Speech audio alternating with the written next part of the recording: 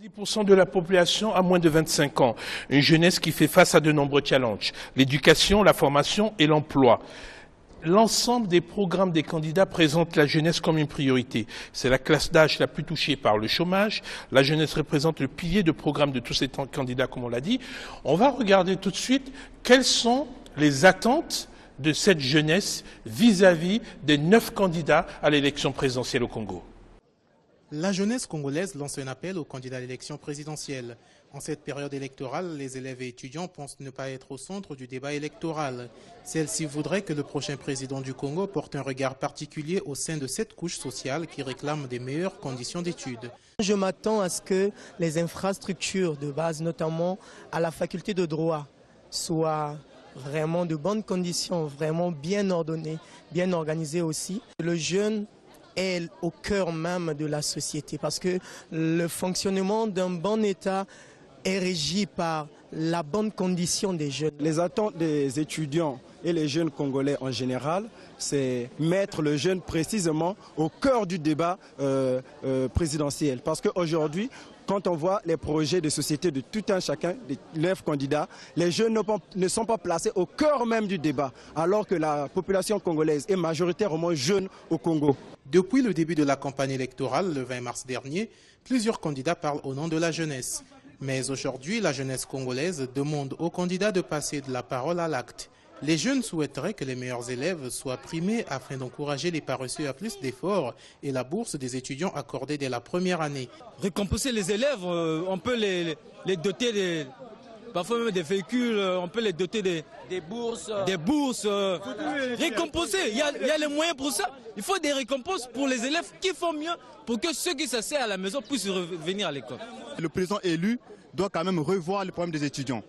Dès même que les étudiants aient le bac, ils puissent même avoir la bourse dès la première année. Bien que les conditions d'études restent précaires, le Congo a entamé une modernisation des infrastructures avec la construction des amphithéâtres modernes à l'université Marien Ngouabi, auquel s'ajoute l'université Denis Sassou Nguesso. Monsieur le Président, un document sur la stratégie sectorielle de l'éducation dans votre pays estime que le système éducatif a une production déséquilibrée, en contradiction avec le marché national de l'emploi. C'est-à-dire, il existe une surproduction de diplômés sans qualification et une sous-production de diplômés correspondant pas forcément aux besoins de l'économie. Vous êtes conscient de ce problème-là et qu'est-ce que vous comptez faire pour essayer de le résoudre? Ah oui, c'est le problème qu'il faut résoudre sans attendre. Et d'abord, le système éducatif doit subir une vraie réforme. À la vérité, nous sentons qu'il y a une faiblesse à la base du système. Ceci est dû au fait que la formation de base des enfants n'est pas solide à cause de la faiblesse de la formation des personnels enseignants et aussi, bon, ici et là, des infrastructures, mais surtout, il va falloir qu'à la base, on forme le personnel enseignant de qualité. Il y a donc cette réforme d'abord globale au niveau du système pour relever le niveau général. Ensuite, il y a l'importante question de la formation qualifiante. L'adéquation entre la formation et l'emploi. Et c'est une question importante parce que dans notre système, depuis la colonisation, les écoles professionnelles ont toujours été considérées comme des secteurs au rabais. Et on y allait, comme on le disait à tort, que ceux qui n'avaient pas réussi dans la voie royale. Alors qu'aujourd'hui, il se pose gravement le problème de la formation qualifiante des jeunes. Et dans notre projet, la marche vers le développement, nous plaçons cette question au centre. Former aussi des formateurs qualifiés, parce qu'il n'est pas possible de former des électriciens ou d'autres techniciens si les formateurs ne sont pas du niveau. Et donc il y a déjà cette question de la formation, y compris à l'étranger, des formateurs. Et ensuite, la réalisation des centres de formation pour les jeunes dans tous les métiers. Je vais vous donner un exemple. Aujourd'hui, l'État est en train de construire 16 entreprises pour la production des matériaux de construction. 16. Et vous pourrez les visiter. C'est pas loin d'ici. Mais pour occuper tous les emplois au niveau de ces 16 entreprises de production de matériaux de construction, il faut former des jeunes qualifiés et il faut les former parce qu'ils n'existent pas sur le marché. Il y a donc inadéquation entre la formation et l'emploi. Et nous pensons que dans ce programme que vous pourrez consulter, nous accordons une grande importance à cette question. Monsieur le Président, de l'ensemble des jeunes qui sortent, qui sont sur le marché de l'emploi, il y a certains qui rêvent de travailler à la fonction publique qui est déjà saturée. Il y a d'autres qui ont des projets novateurs.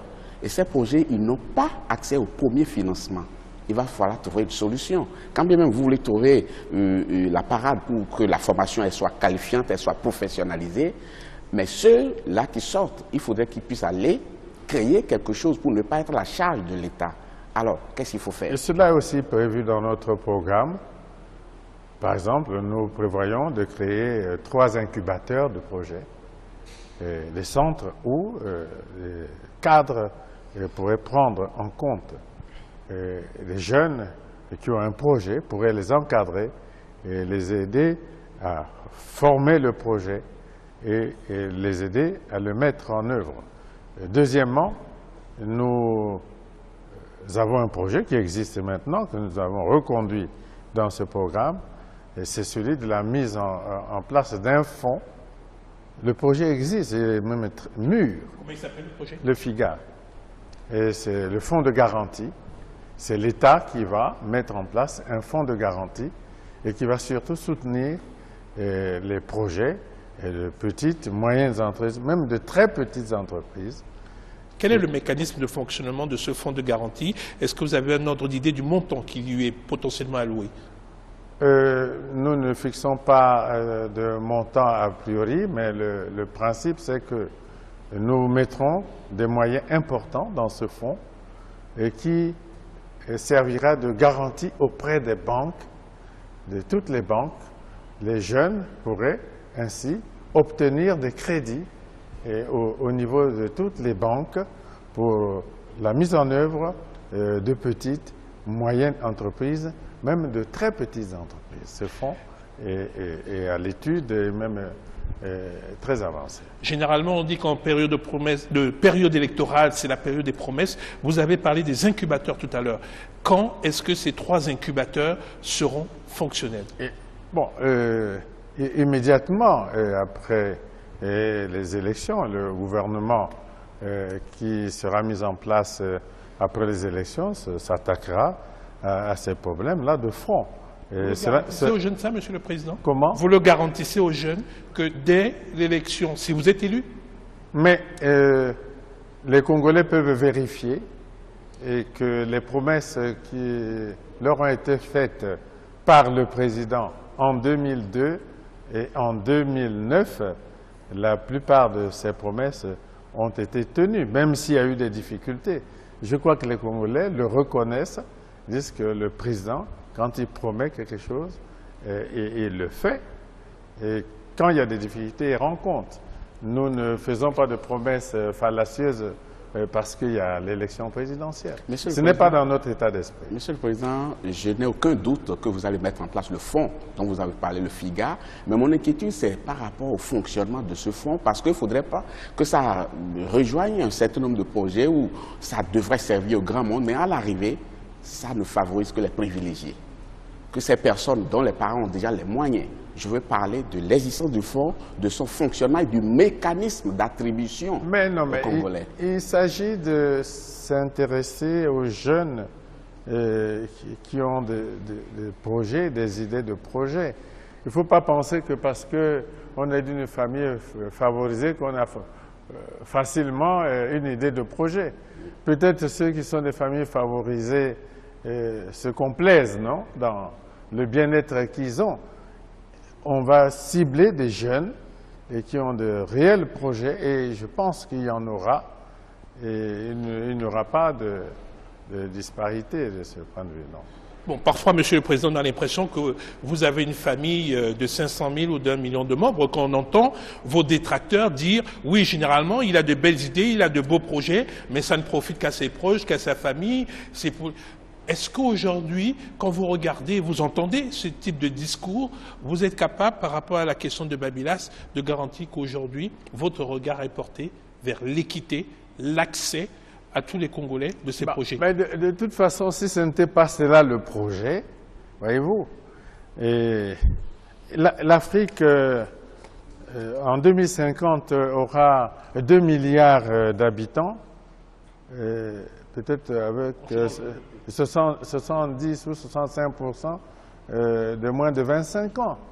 S'il n'y a pas de programmes qui sont mis en œuvre pour résoudre ce problème, je pense que les dirigeants politiques africains auront fait fausse route. Et ce n'est pas pour résoudre les problèmes des privilégiés. Il s'agit de résoudre un problème sérieux qui se pose au Congo, qui se pose à la plupart des pays africains.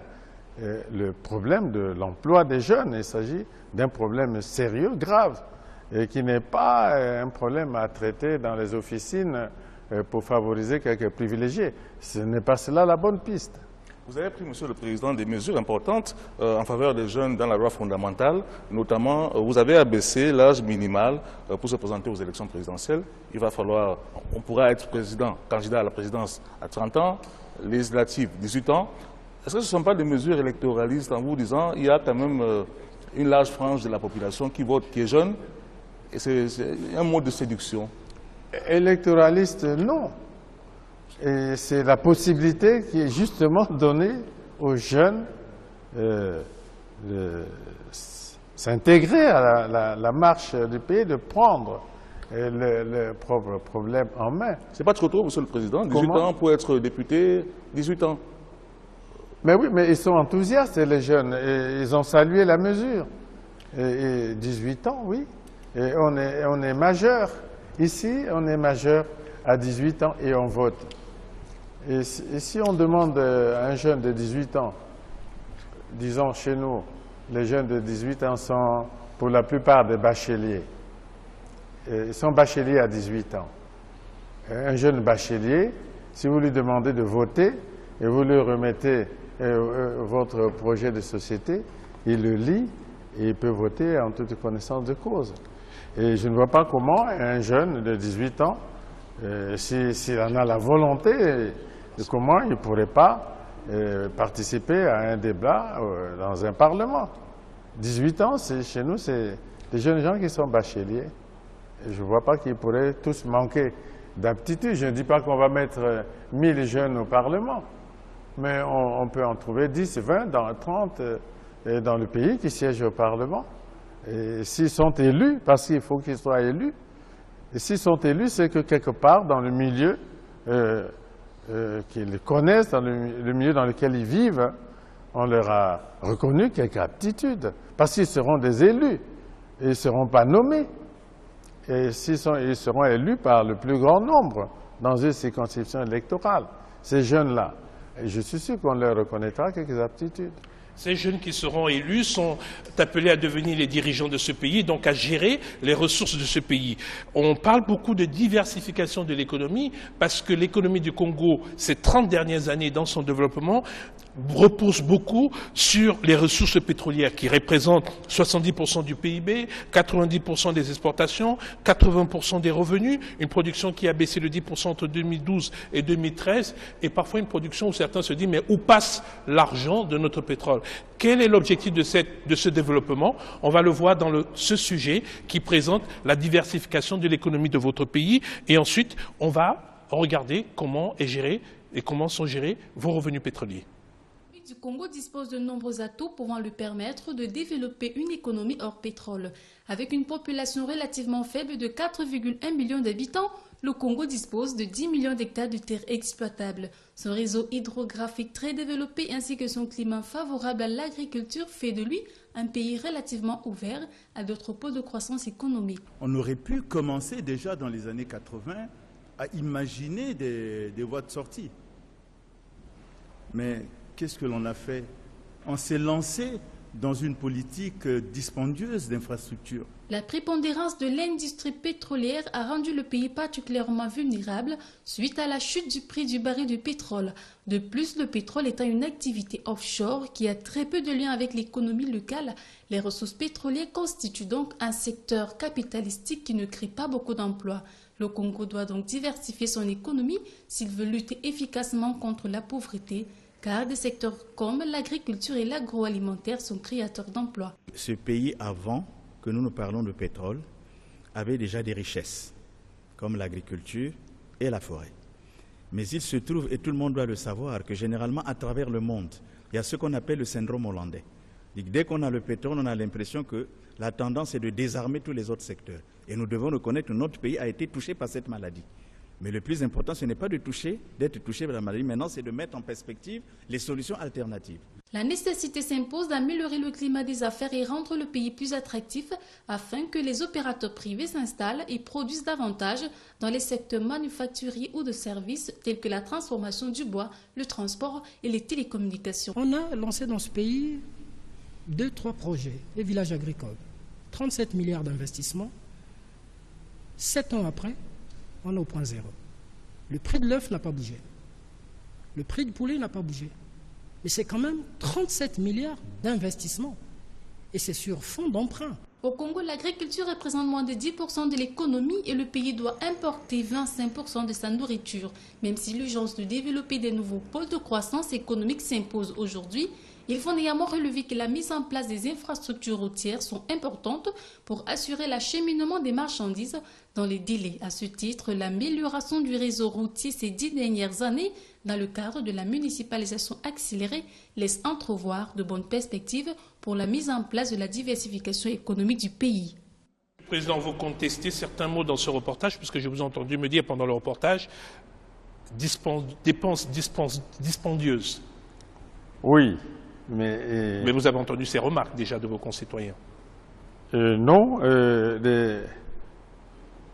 des personnes véritablement conscientes, équilibrées, réalisent bien qu'il n'est pas possible d'aller au développement, même à la diversification, comme il est dit, de l'économie, sans les infrastructures de base.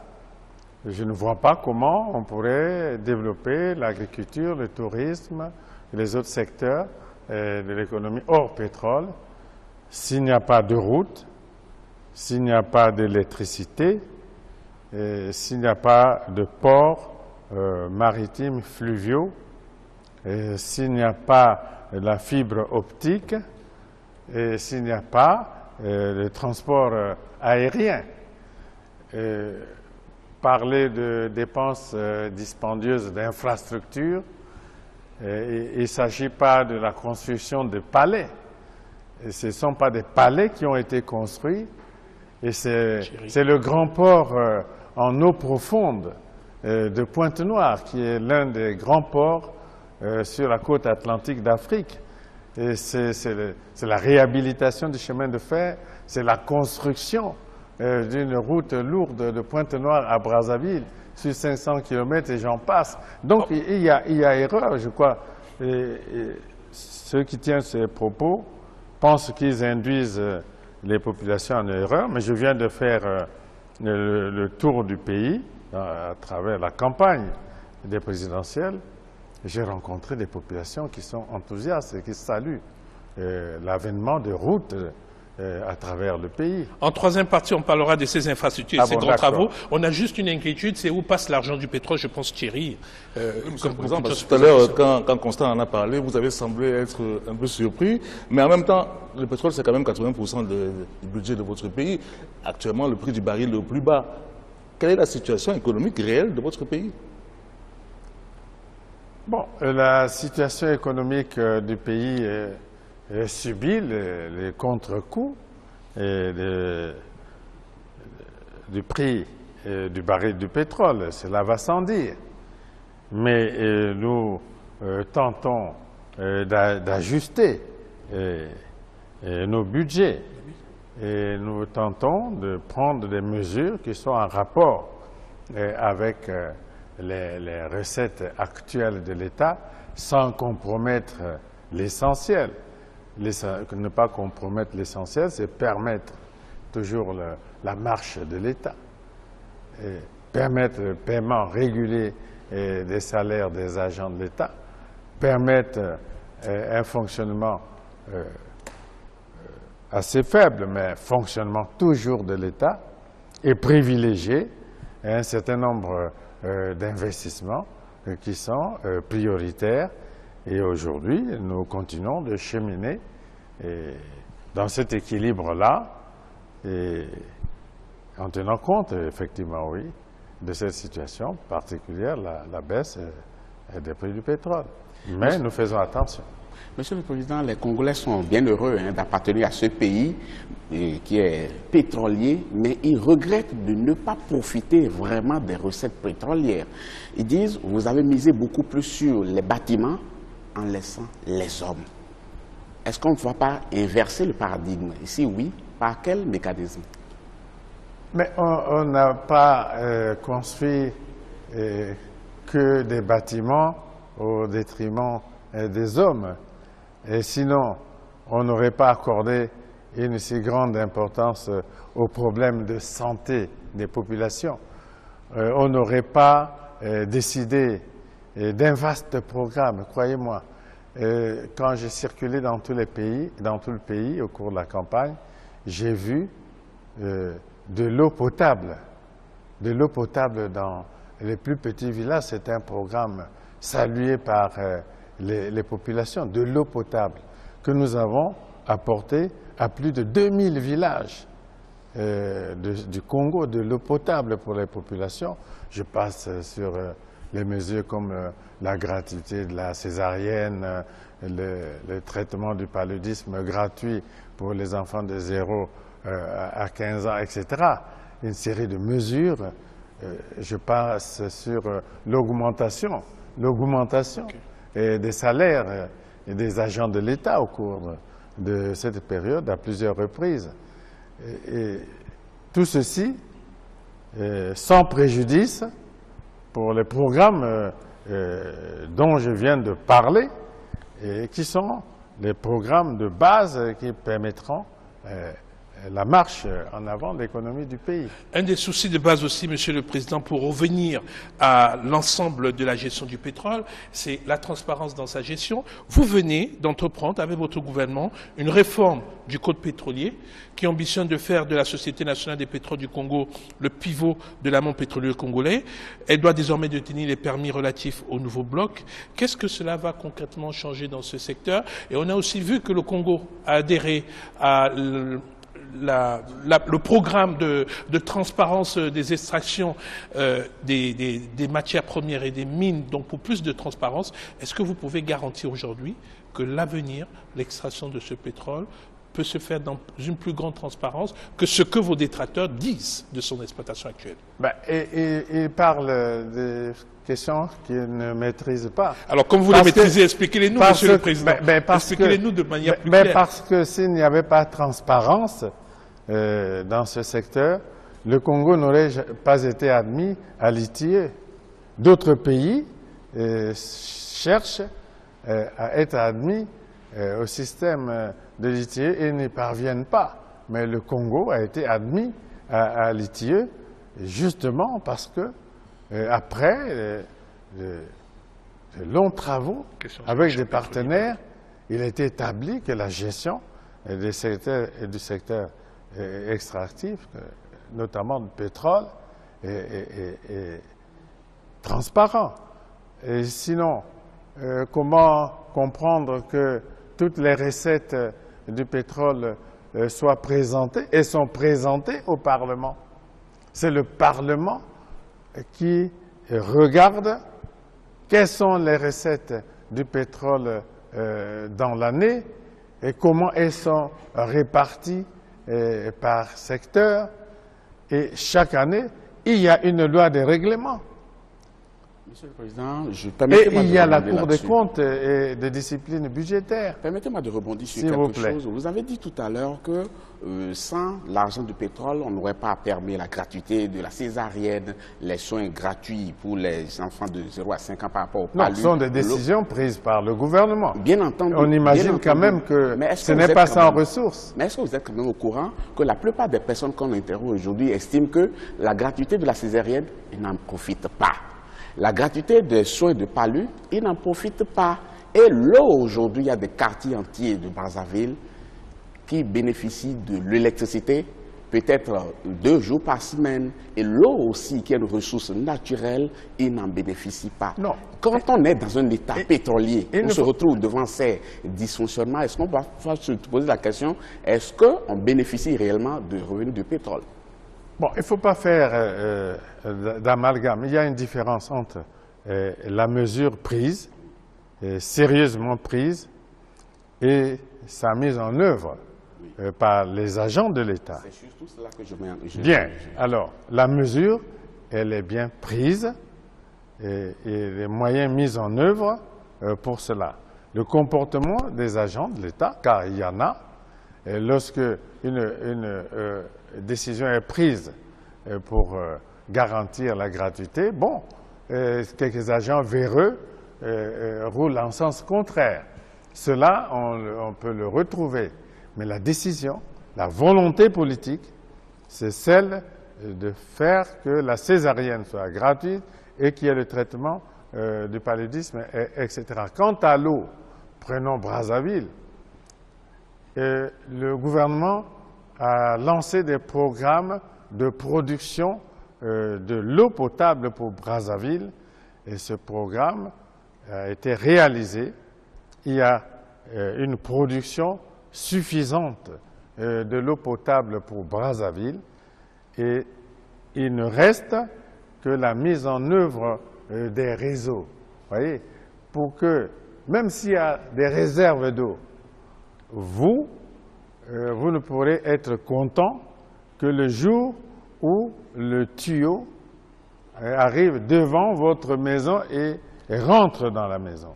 Ces éléments, et ce programme est en cours. Ces éléments font partie des infrastructures, des grands travaux, et je sens Babylas Thierry très motivé pour passer en profondeur sur ce projet dont je propose que ce soit la 3e partie et intégralement la 3e partie de cette émission. On vous retrouve tout de suite sur cette 3e partie pour parler des infrastructures, des grands travaux et des équipements de base dans le social, dans le cadre de cette émission spéciale. À tout de suite.